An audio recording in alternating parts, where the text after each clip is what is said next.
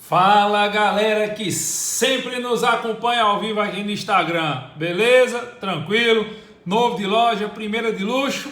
Pois é, faltando aí 2 semanas para a prova da segunda fase do 27º Exame Unificado, chegou a hora de nós começarmos a fazer algumas lives também, para bater um papo com a galera sobre os temas mais importantes, sobre os temas mais relevantes aí para a prova da segunda fase.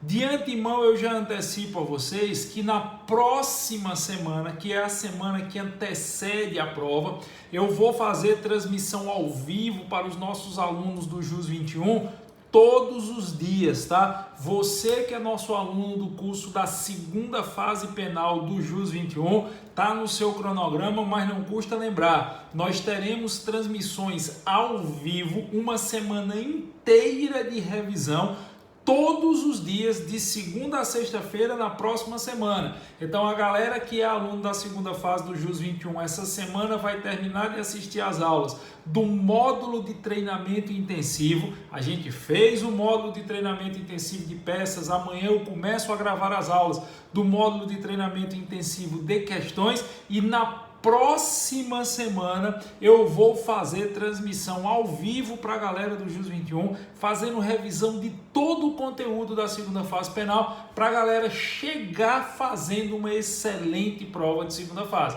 Mas claro, vocês que me acompanham aqui nas redes sociais, mesmo que não sejam alunos do JUS 21, a gente também tem que fazer umas lives. Não dá para fazer uma semana inteira, mas nós temos que fazer algumas lives daqueles pontos, daqueles temas que normalmente são mais complexos, daqueles temas que normalmente causam mais celeuma.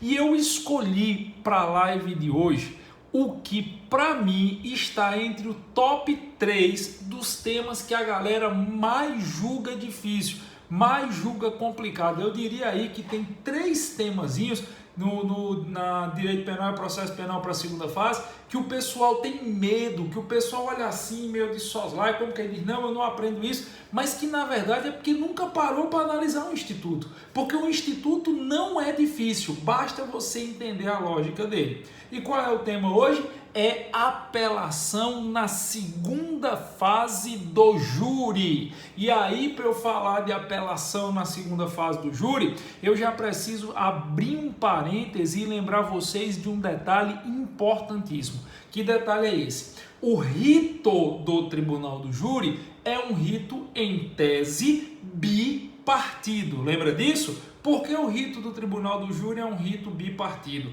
Porque, a depender da decisão que seja prolatada pelo magistrado, ao final da primeira fase, eu posso ter a abertura de uma segunda fase, onde o réu será encaminhado para julgamento perante o conselho de sentença, onde o réu será encaminhado para julgamento perante os 7 jurados, obviamente, que compõem o conselho de sentença. Então vamos lá. Como é que o cara vai ser julgado no rito do tribunal do júri? Se ele praticar um crime doloso contra a vida tentado ou consumado. O artigo 74 do Código de Processo Penal estabelece que o tribunal do júri tem competência para apreciar e julgar os crimes dolosos contra a vida tentados ou consumados e os crimes a estes conexos.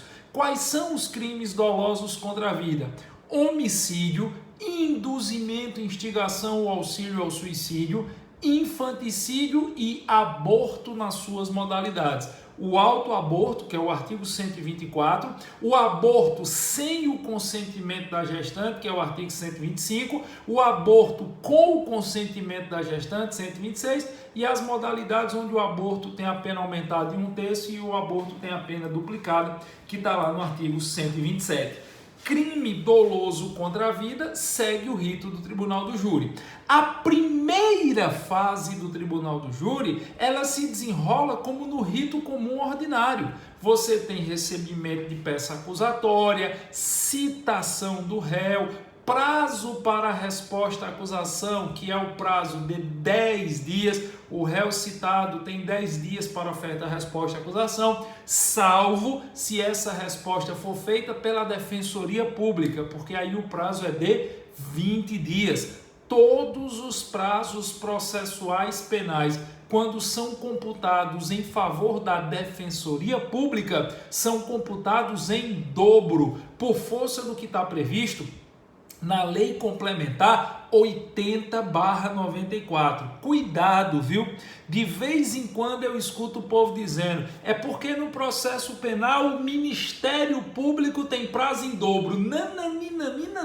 Isso está errado, isso não procede. Só existe uma única instituição que goza de prazo em dobro no processo penal, é a Defensoria Pública. O defensor dativo, o defensor ad hoc, ele não tem prazo em dobro. Mesmo que o defensor dativo ele faça as vezes da Defensoria Pública, ele não tem prazo em dobro. Apenas aqueles que são efetivamente integrantes dos quadros da Defensoria Pública é que gozam de prazo em dobro no processo penal. Mas, em regra, o réu é citado e ele tem lá no rito do júri prazo de 10 dias para apresentar a sua resposta à acusação.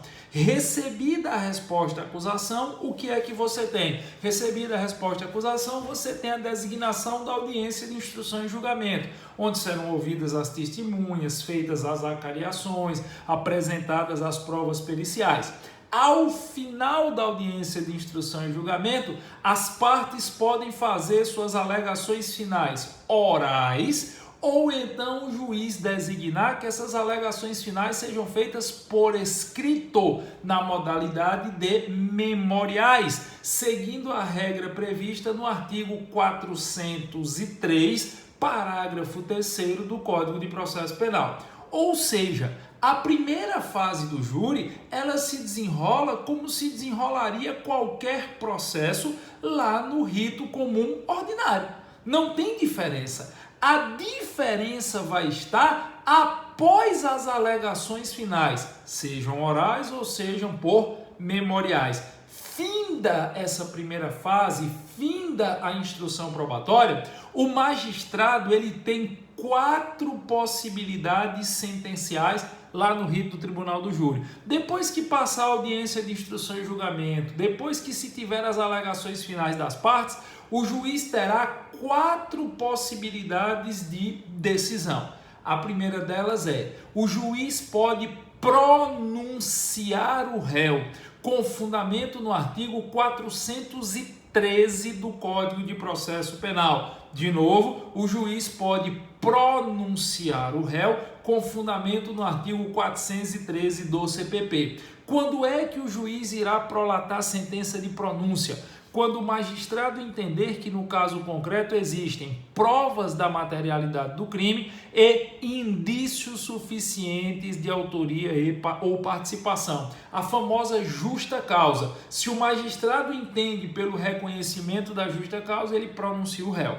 A segunda possibilidade sentencial, a sentença de impronúncia. O juiz pode impronunciar o réu com devido fundamento no artigo 414 do Código de Processo Penal.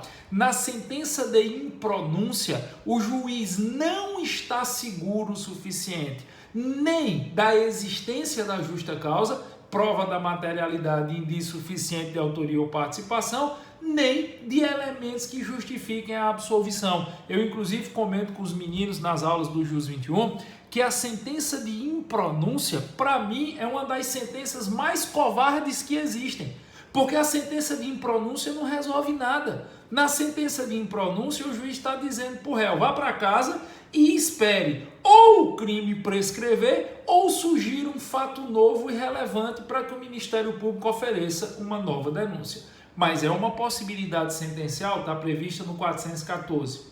O juiz pode absolver sumariamente o réu por força do que está previsto no artigo 415 do Código de Processo Penal. E o juiz pode ainda desclassificar o crime. E aí, em relação à sentença de desclassificação, é importante chamar a atenção de vocês porque existem 2 hipóteses de desclassificação.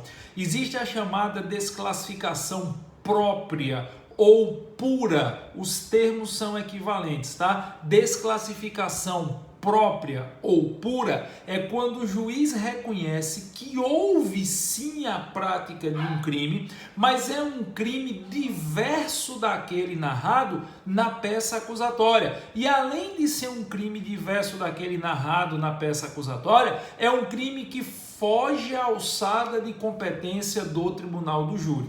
Vou dizer de novo, a chamada sentença de desclassificação própria, que é regida inclusive nos termos do artigo 419 do Código de Processo Penal, vai acontecer quando, no rito do júri, ao final da primeira fase, o magistrado entender que o acusado praticou um crime, mas se trata de crime diverso daquele narrado na peça acusatória e também é um crime que foge da alçada de competência do tribunal do júri. Nesse caso, o magistrado procederá à desclassificação própria ou pura e remeterá os autos para o juiz que doravante tornar-se-á competente.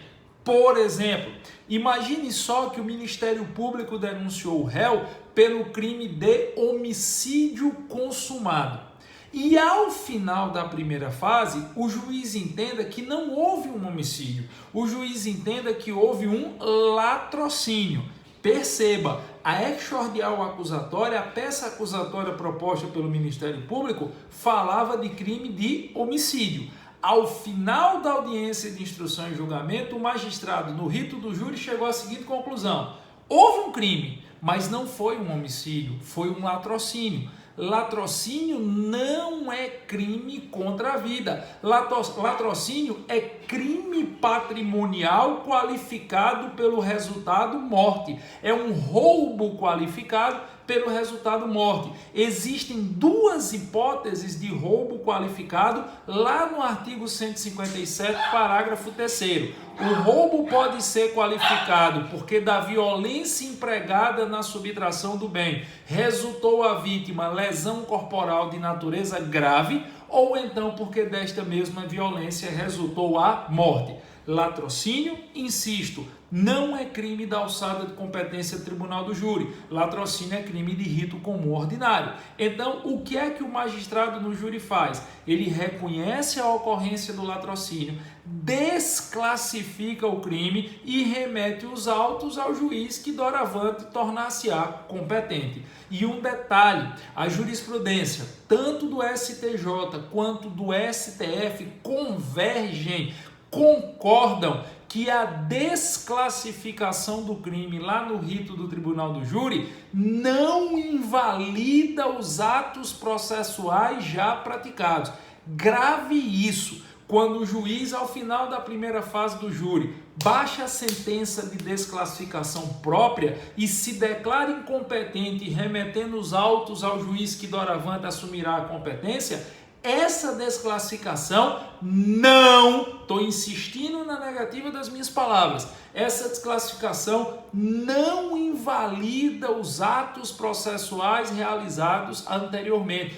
Tudo que foi feito na audiência de instrução e julgamento é válida. A oitiva das testemunhas, as provas periciais, as acariações, os depoimentos de peritos, todo instrumento e arcabouço probatório colhido na audiência de instrução e julgamento é válida. O juiz que recebe o feito, ele recebe o feito do ponto em que está. Claro, a defesa terá que ser notificada para apresentar novas razões, afinal você se defende do que está narrado na peça acusatória, mas tudo que foi feito na fase de instrução estará preservado e reputar-se-á como válido. Agora, nós temos uma segunda hipótese de desclassificação. Nós temos a desclassificação imprópria, impura ou imperfeita, tanto faz, o que varia o termo a depender do doutrinador. Desclassificação imprópria, impura ou imperfeita é aquela onde o juiz reconhece que houve o crime, reconhece que o crime é da alçada de competência do tribunal do júri, todavia, ele entende tratar-se de crime diverso daquele narrado pela peça acusatória do MP.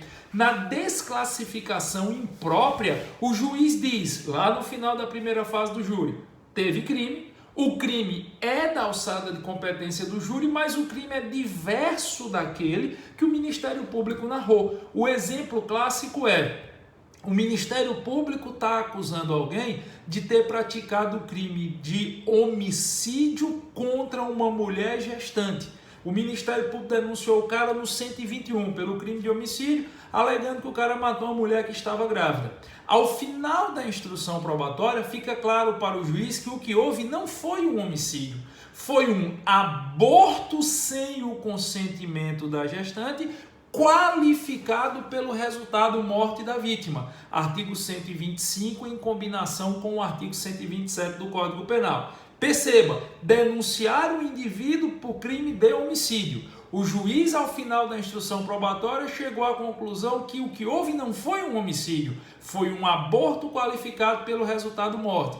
Seja homicídio, seja aborto, ambos os crimes restam na competência do tribunal do júri. O juiz vai desclassificar, mas ele não perde a competência jurisdicional para apreciar aquele feito. Nesse caso, deverá ser procedido ou deverá ser feito aquilo que a doutrina convencionou chamar de emendatio libelli. O juiz vai notificar que o Ministério Público altere a tipificação do crime e, em consequência, notificará a defesa para apresentar novas razões. Então, fazendo o primeiro resumo da ópera, no rito do tribunal do júri, ao final da primeira fase, o juiz tem quantas possibilidades de decisão?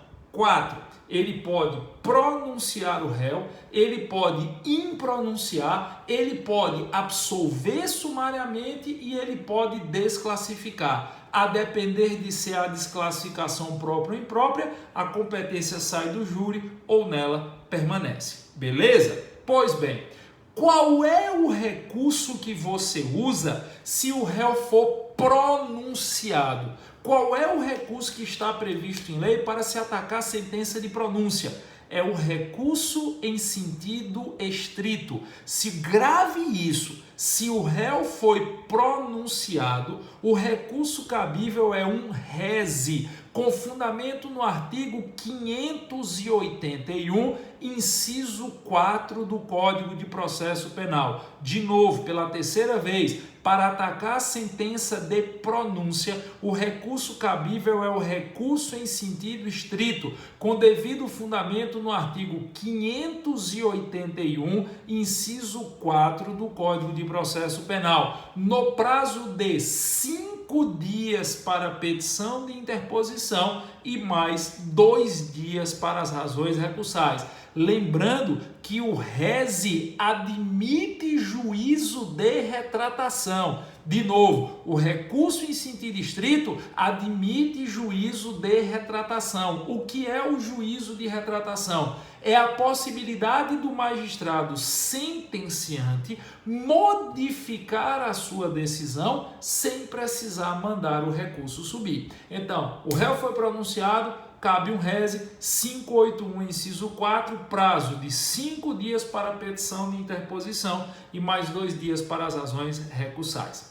Se o juiz impronunciou o réu ou absolveu o réu sumariamente, o recurso cabível é uma apelação, com devido fundamento no artigo 416 do Código de Processo Penal. Se o réu foi impronunciado ou absolvido sumariamente, caberá uma apelação com devido fundamento no artigo 416 do CPP. Se houver uma desclassificação, aí vai depender. Se a desclassificação for própria, o recurso cabível é um recurso em sentido estrito, onde se usa por analogia o artigo 581, inciso 2. Se o juiz desclassificar o crime e for uma desclassificação própria, você se contrapõe usando o rese com fundamento no artigo 581,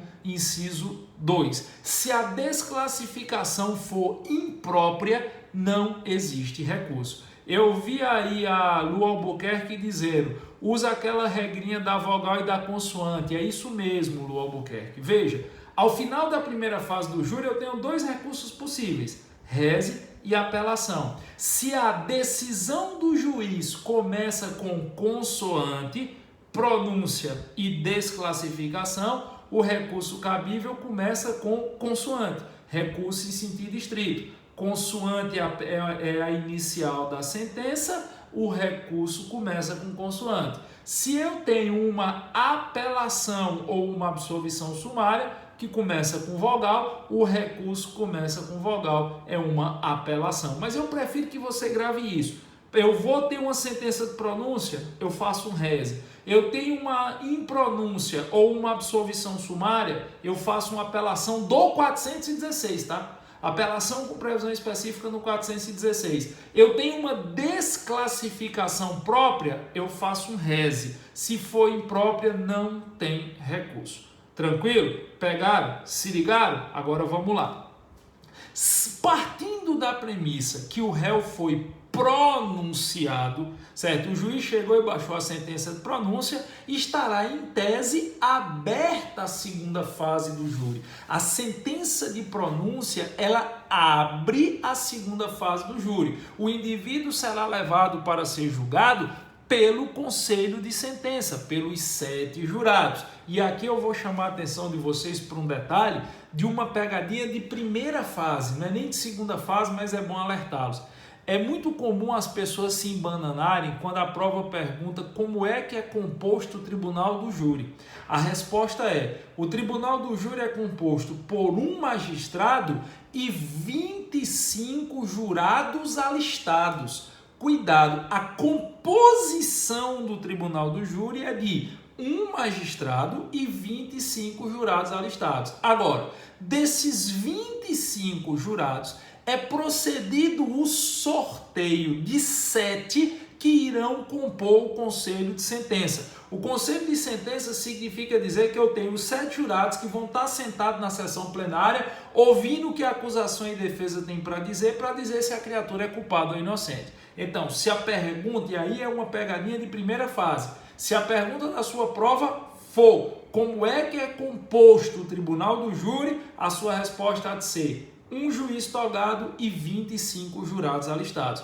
Desses 25 jurados é procedido o sorteio, cada parte pode impugnar até 3 jurados sorteados, a defesa pode impugnar 3, a acusação pode impugnar 3, para se formar o conselho de sentença de 7 jurados. E um detalhe de ordem técnica: se você tiver no dia do sorteio a presença mínima de 15 jurados, o Código de Processo Penal já autoriza o sorteio.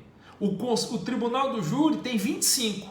O ideal, o desejável, é que os 7 jurados do Conselho de Sentença sejam sorteados entre os 25 que compõem o Tribunal do Júri. Isso é o que se deseja. Mas a lei admite que o sorteio seja feito com a presença mínima de 15 jurados dos 25 que compõem o Tribunal do Júri. Então, se só chegaram 15 jurados, é possível ser feito o sorteio dos 7 que comporão o Conselho de Sentença. O indivíduo é pronunciado, vai ser julgado diante do Conselho de Sentença.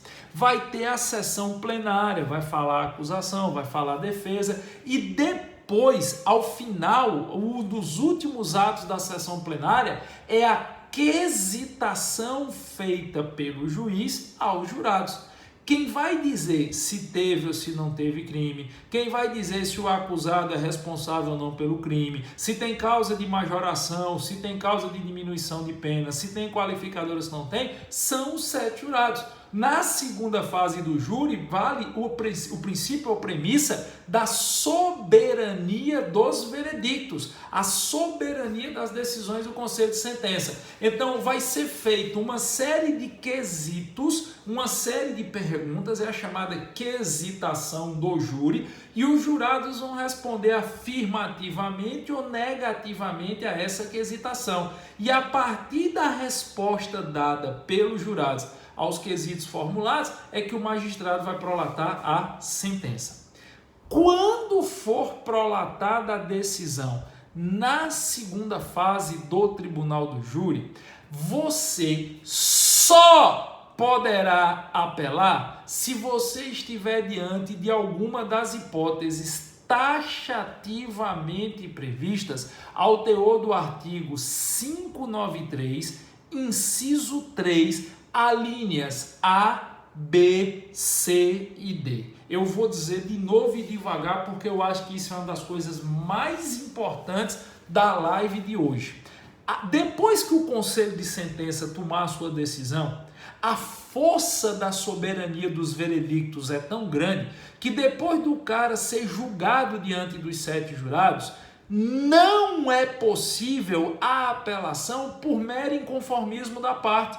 Eu escuto muitas vezes jovens advogados que estão no júri, aí que estão começando a fazer júri, o constituinte deles é condenado. Aí eu quero dizer, eu vou apelar. A primeira coisa que eu pergunto é, vai apelar pelo quê? Não, vou apelar porque ele foi condenado. O fato do réu ser condenado perante o Conselho de Sentença não é justificativa para o intento de uma apelação contra decisões do júri. De novo, o fato do réu ser condenado pelo Conselho de Sentença não é justificativa para se apelar na segunda fase do júri. Não cabe apelação na segunda fase do júri por mero inconformismo da parte. Você só, eu estou sendo taxativo, aqui é prego batido e ponta virada. Você só pode apelar de decisões do Conselho de Sentença exclusivamente quando nós estivermos diante de alguma das hipóteses listadas ao teor do artigo 593, inciso 3, alíneas A, B, C e D. Se não tiver presente uma dessas hipóteses, esqueça, babau, não é possível apelação. Aí o que é que a gente precisa fazer? Nós precisamos entender quais são essas 4 hipóteses permissivas ou autorizadoras da apelação na segunda fase do júri. Se você tiver com o seu vade-mecum em mão aí, eu até recomendo que você acompanhe comigo a leitura, vá dando uma olhadinha no que diz, eu vou abrir aqui a minha versão digital, no que diz o artigo 593. 593, inciso 3, a linha A de alfa.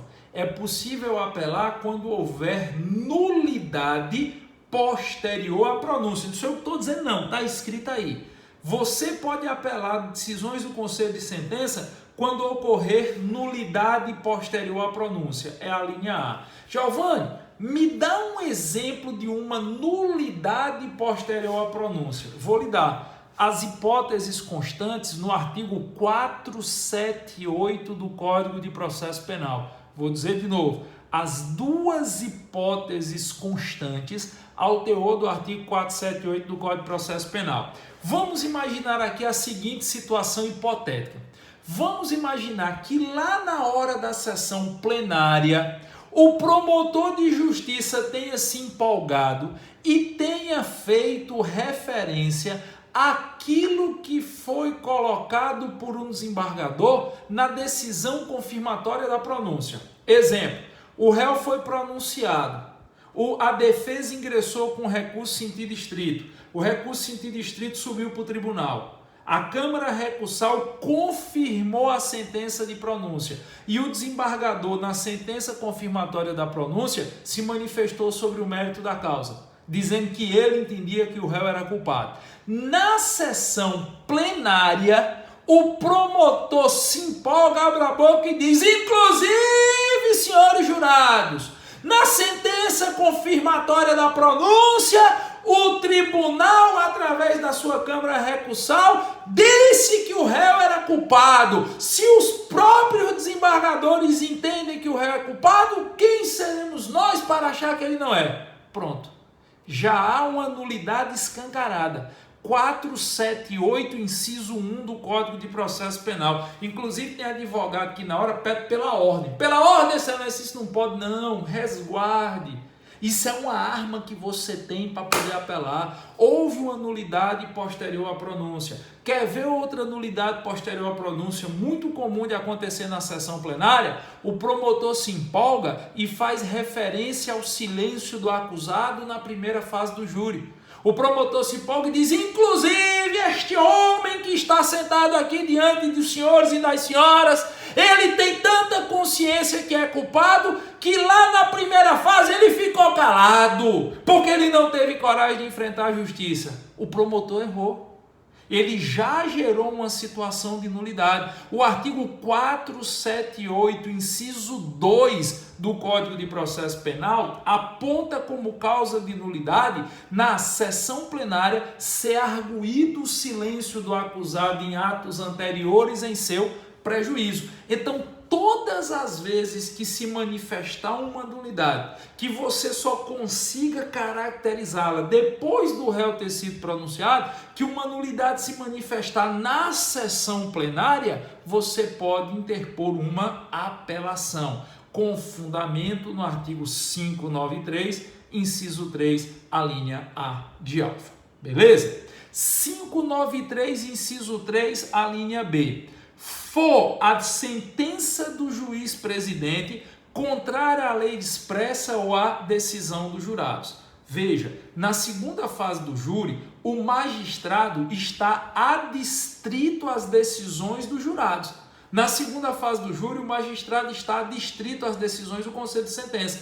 Por mais que o juiz ache que o cara é culpado, se os jurados disserem que ele é inocente, babá, o juiz tem que inocentar. Por mais que o juiz ache que o réu é inocente, se os jurados disserem que ele é culpado, o juiz tem que condenar. Não tem o que fazer. O juiz ele vai adequar a sentença à resposta dada pelos jurados na quesitação. Aí vamos imaginar que o juiz faça o primeiro quesito.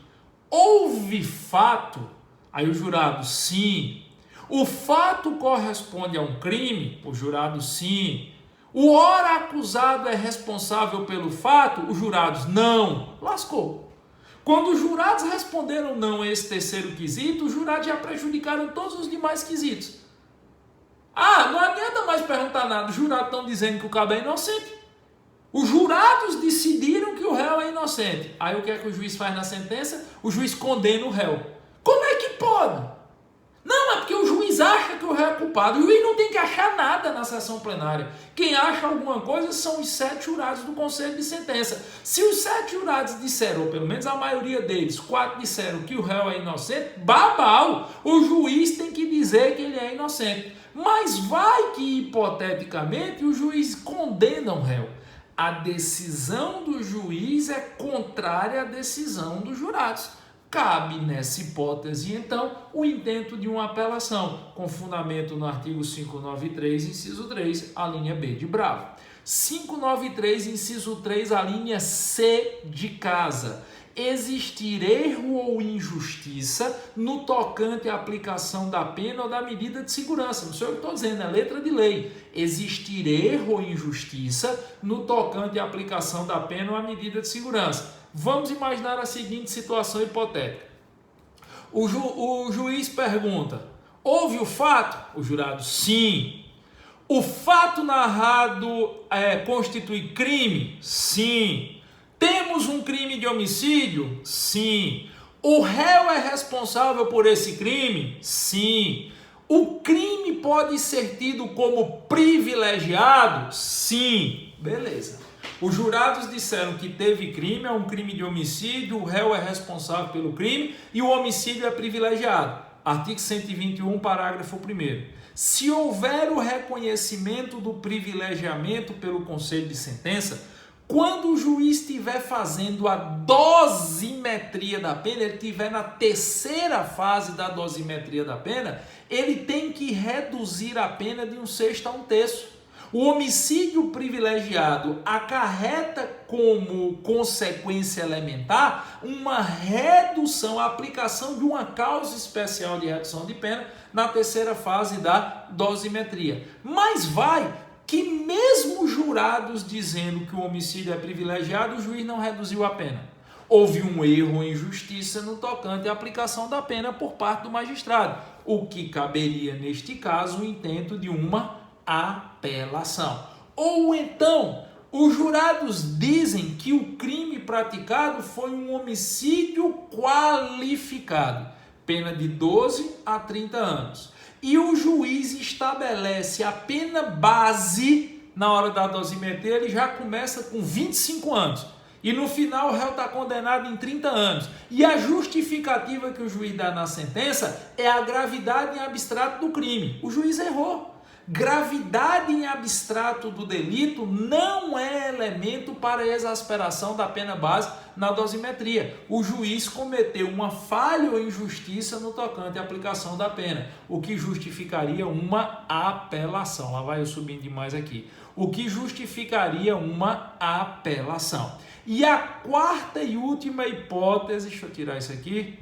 A quarta e última hipótese que justifica uma apelação na segunda fase do júri é quando a decisão dos jurados for manifestamente contrária à prova constante nos autos. É a linha D do inciso 3. Se a decisão dos jurados for escancaradamente, manifestamente contrária à prova dos autos, é possível uma apelação. Giovanni, me dá um exemplo, PLGG, só se for agora. Vamos imaginar aqui uma situação bem hipotética, uma situação bem absurda, uma situação bem extremada, só para fins didáticos.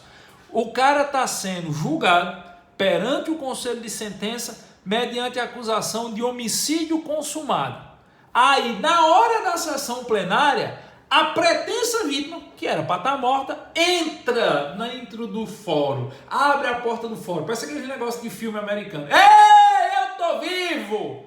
Esse homem nunca tentou contra a minha vida. Ele não fez nada, ele é um inocente, eu tava viajando. Aí o jurado, cala a boca, doido, quer saber mais que os peritos que disseram que tu tá morto? Claro que eu tô aloprando, mas perceba, a decisão dos jurados é manifestamente, é escancaradamente contrária à prova constante nos autos. Eu conheço um caso, sem citar nomes, onde o cara era alma cebosa. O cara era matador conhecido numa determinada região. Mas ele foi acusado, ele respondia um bocado de processo, mas um processo específico, ele não tinha cometido homicídio. Por que ele não tinha cometido homicídio? Porque ele tinha todos os álibis. Ele era réu confesso de outros crimes de homicídio. Mas esse que botaram na conta dele não foi ele. No dia e na hora do crime, ele estava em outro estado da federação. Tinha mais de 40 pessoas que tinham visto ele nesse outro estado da federação. Ele tinha passagem de ida e de volta. Ele tinha desembarcado 3 dias antes. Tinha imagem dele no aeroporto. Mas como ele já era matador conhecido ali, o jurado nem pensaram 2 vezes. Botaram mais esse crime nas costas dele. A decisão dos jurados é manifestamente contrária à prova dos autos nesse caso. Caberia então a apelação na linha D. Então vamos fazer o segundo resumo. Quando é que você pode apelar de decisão do conselho de sentença? Você pode apelar quando houver nulidade posterior à pronúncia, quando a decisão do juiz for contrária à decisão dos jurados ou ao texto expresso de lei, quando existir erro ou injustiça no tocante à aplicação da pena ou da medida de segurança e quando a decisão dos jurados for manifestamente contrária à prova dos autos. Beleza? Agora, vê a pegadinha. Vê a casca de banana. É aqui que o cancão pia e os caboré canta dentro. É nesse ponto que eu costumo dizer, onde a gente diferencia os homens dos meninos no processo penal. Muita gente acha que se eu estou apelando na segunda fase do júri, eu posso pedir a inocência do réu. Não, você não pode. Existe uma súmula do STF. Se você vai fazer segunda fase agora, anote o número dessa súmula. É a súmula 713 do Supremo Tribunal Federal. Vou dizer de novo, súmula 713 do Supremo Tribunal Federal, que diz que o efeito devolutivo da apelação na segunda fase do júri está adstrito às razões de pedir. Giovanni, como é macho velho, pelas 10 chagas de Mané Valentim, diga de novo o número da súmula. Súmula 713 do STF estabelece: o efeito devolutivo da apelação contra decisões do Conselho de Sentença está adstrito às razões de pedir. Aí o cara disse, lascou foi tudo, macho. Pense que o Biafra está agora aqui do meu lado cantando: voar, voar, subir, subir, e por onde for. Eu não entendi, foi porra nenhuma, macho velho. Tem como traduzir a bobônica dessa súmula 713? Tem. Em bom português, em linguagem de gente, sabe o que a súmula 713 do STF diz? Ela diz o seguinte: quando você for apelar na segunda fase do júri, você só pode pedir ao tribunal aquele pedido diretamente vinculado por lei ao motivo que lhe levou a ingressar com apelação. Eu entrei com apelação por um desses 4 motivos que eu já citei e repeti. O meu pedido é exclusivo e vinculado ao que me levou a apelar. Por exemplo, vamos imaginar que eu estou apelando aqui com fundamento na linha B de bola. Eu estou dizendo que a decisão do juiz é contrária ao texto expresso de lei ou à decisão dos jurados. Eu peço a absolvição do réu? Não. Eu peço que o tribunal recursal dê provimento ao recurso e retifique, corrija a decisão do juiz. E eu fundamento esse pedido no artigo 593, parágrafo 1º. Se eu estou movendo a apelação porque eu entendo que a decisão do juiz é contrária ao texto expresso da lei ou à decisão dos jurados, a única coisa que eu posso pedir nesta apelação é que o tribunal recursal dê provimento ao meu recurso e reforme a decisão do juiz, retifique a decisão do juiz para adequá-la ao texto da lei e àquilo que os jurados decidiram. É isso que significa a súmula 713. Quer ver um outro exemplo? Imagina só que eu estou apelando porque houve um erro ou injustiça no tocante à aplicação da pena ou da medida de segurança. Eu estou apelando na linha C.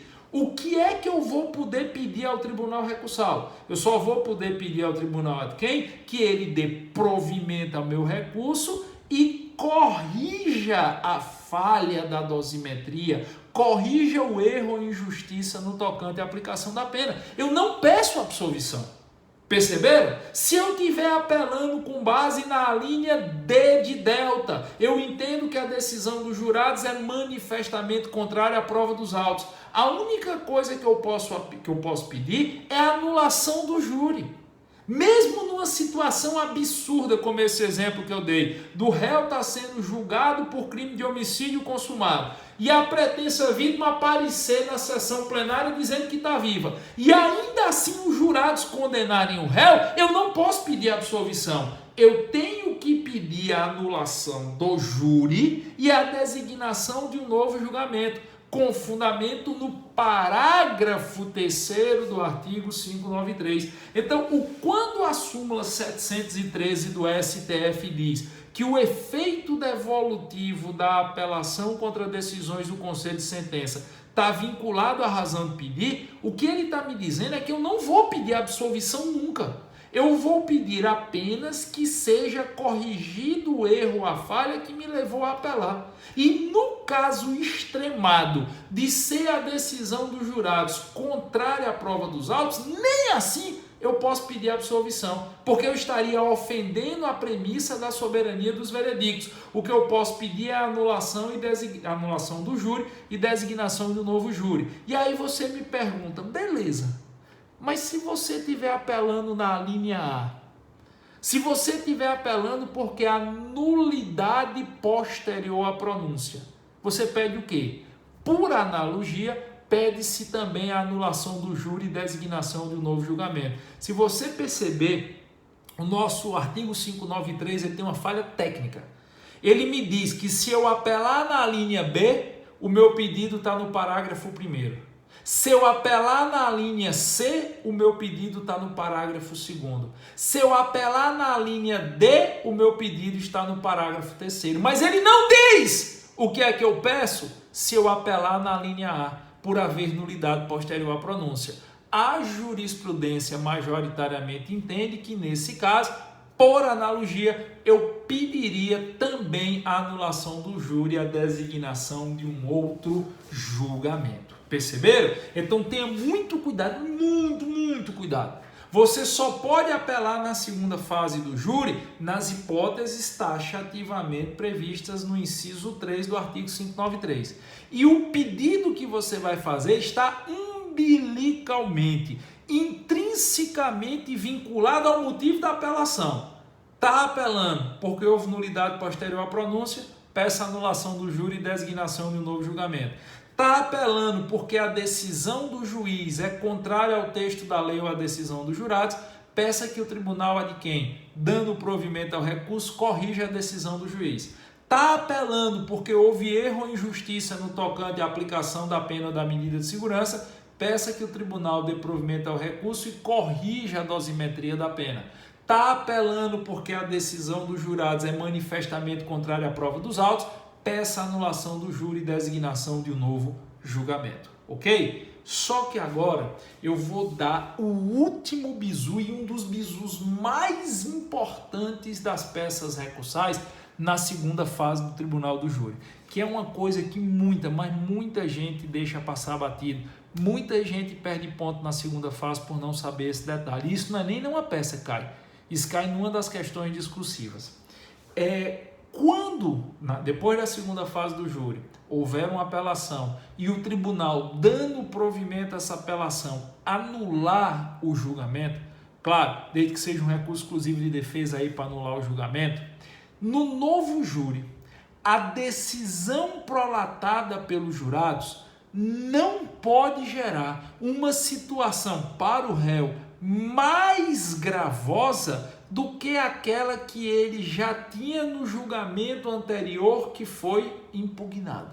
Eu vou dizer de novo, bem devagarzinho, e depois eu vou apertar a tecla SAP e traduzir isso em linguagem de gente, traduzir isso em bom português. Eu tenho certeza que meus alunos lá da segunda fase do JUS 21 não aguentam mais me ouvir repetir isso, mas eu vou dizer aqui para vocês.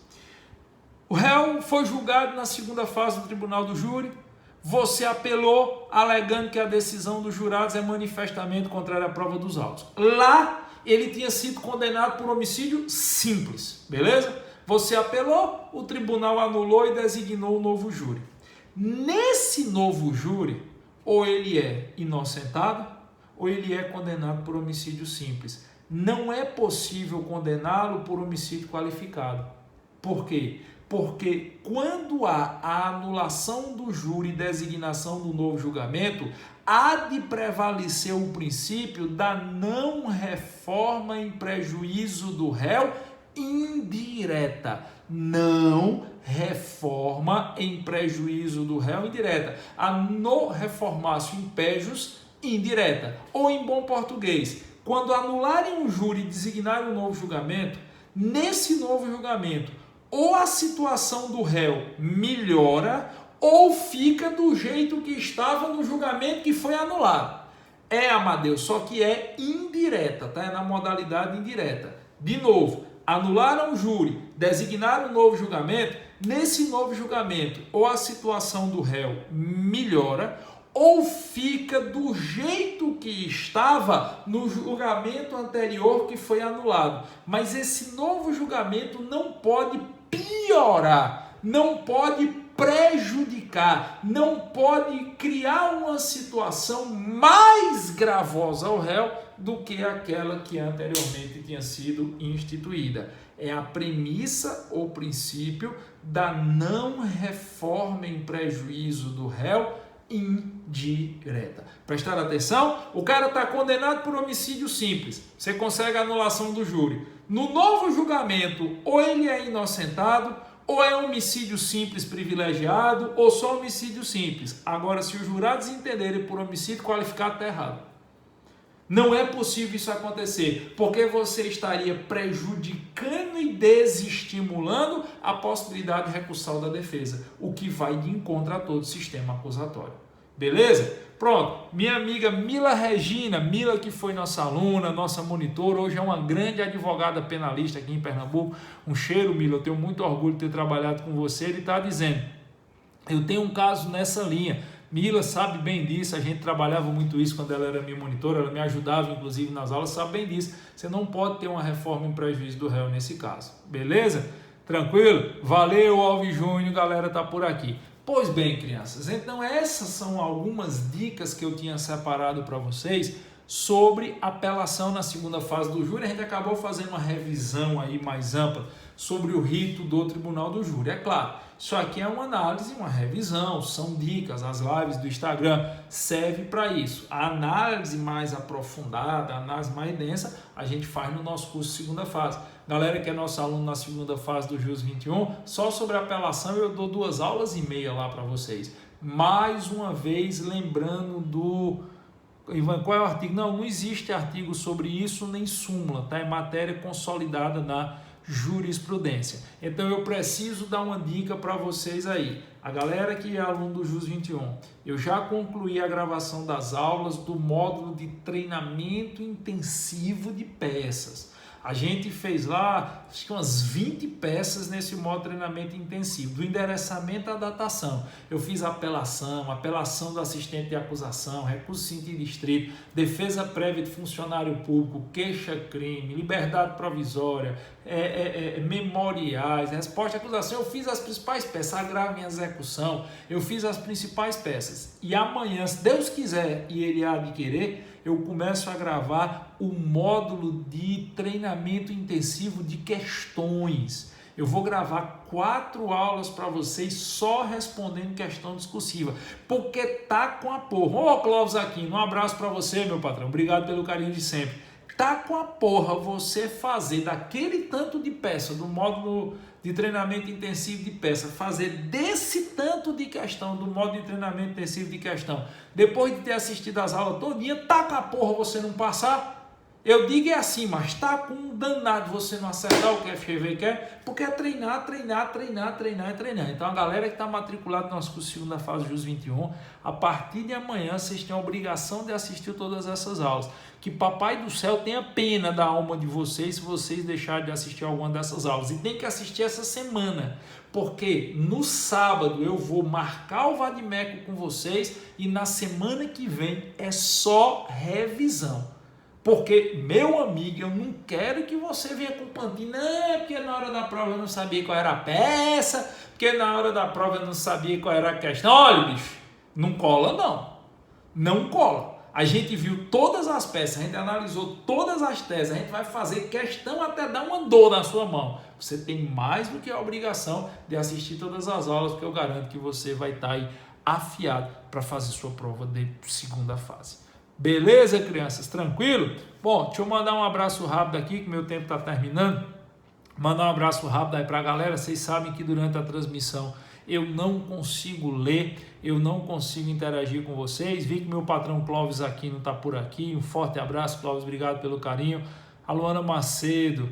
Ô Luana, muito obrigado, eu fico muito feliz quando eu vejo meus ex-alunos aprovados, trabalhando, como é o caso da Mila, aí eu vejo a Mila advogando como uma grande advogada penalista respeitada, você, Luana, chegando aqui, o Alves Júnior, o Oliveira Miguelito. O Oliveira Miguelito, ele é um cara que é advogado, mas eu já sei que ele nasceu para ser polícia. Ele está aqui assistindo aula de OAB, mas eu sei que no sangue dele corre o sangue de polícia. Então, Oliveira, você está por aqui de vez em quando, né? Mas se liga que você vai ser polícia. O Alves Júnior, enfim, a galera está toda por aqui. Ô Alves, muito obrigado, eu que agradeço a vocês. A Lu Albuquerque está dizendo que passou também, obrigado. O Odaí Onofre, ex-aluno advogado. Ô Odaí, obrigado, um abraço para vocês de Goiás aí, enfim. Vocês não imaginam como eu fico feliz quando eu vejo um ex-aluno chegando aqui e dizendo que fez o nosso curso, que passou na segunda fase da UAB, enfim. Eu não sou muito fã de fazer comercial de mim mesmo, não. Eu sempre digo, os meus alunos, quando eles me dão esse feedback e dão um feedback para a galera,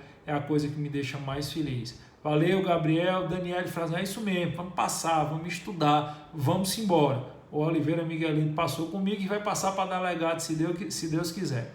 Pois é isso, crianças. Então essa foi a live de hoje. O Alves Júnior está lá no Maranhão. Um abraço para a galera do Maranhão. Essa foi a nossa live de hoje. Amanhã, quem estiver estudando para o concurso da Polícia Rodoviária Federal ou da Darliane Advogada, eu que agradeço pelo carinho. Amanhã, quem estiver estudando para o concurso da Polícia Rodoviária Federal, a minha live será sobre história da PRF. Mas para que eu quero saber disso? Porque cai na sua prova. Um dos pontos do edital da PRF é a história da PRF. E aí eu passei umas 3 semanas pesquisando e estudando a história da PRF, porque porque eu só queria ir quando eu conhecesse todos os detalhes e montei uma aula bem legal. Já gravei para os nossos alunos da PRF, essa aula já está disponível para vocês, mas amanhã eu vou fazer uma live dando um resumo aqui da história da PRF, os pontos mais importantes que o Sebrasp pode perguntar, beleza? O Rafael Henrique, sou policial e tenho uma grande admiração pelo senhor. Muito obrigado, Rafael. Eu fico muito feliz com o seu carinho, o seu apreço, sua consideração. Eu lhe agradeço por integrar as forças policiais. A galera que me acompanha aqui sabe a estima e o apreço que eu tenho pelas corporações policiais desse país, o tanto de pedrada que eu levo e vou continuar apanhando, mas vou usar sempre a pouca voz que eu tenho para defender a polícia no Brasil. Beleza? Um abraço para você, um abraço para a Lorena Felipe e é isso. Vamos ficando por aqui, deixando um cheiro para quem for de cheiro. Lembrando, se você ainda não é aluno do JUS 21, entra lá no JUS 21, www.jus21.com.br. Se você vai estudar para a OAB, seja muito bem-vindo. A gente lançou hoje as isoladas, inclusive, pessoal, eu lancei as isoladas hoje, várias, penal, processo penal, trabalho, processo de trabalho, civil, processo civil, estatuto, para a primeira fase da OAB. Nós temos o curso de questões da primeira fase, nós temos o nosso curso completo, nós temos os cursos para delegado, enfim, entra lá no JUS 21 que eu tenho certeza que a gente tem o curso certo para vocês. Tranquilo? Novo de loja? Primeira de luxo? Um cheiro para quem for de cheiro e um abraço para quem for de abraço.